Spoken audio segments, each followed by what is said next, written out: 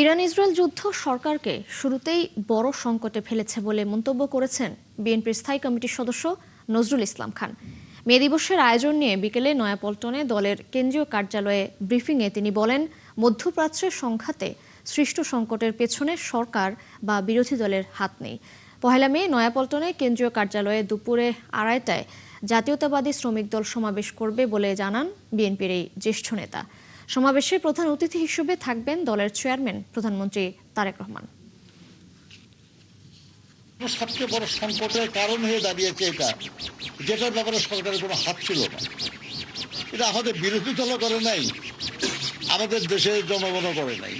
এটা আন্তর্জাতিক একটা ঘটনার প্রেক্ষিতে একটা বড় সংকট হয়ে গেছে, যেটা আমাদের বহু উন্নয়ন প্রচেষ্টা কিছুটা হলো বিঘ্নিত করেছে, বাধাগ্রস্ত করেছে।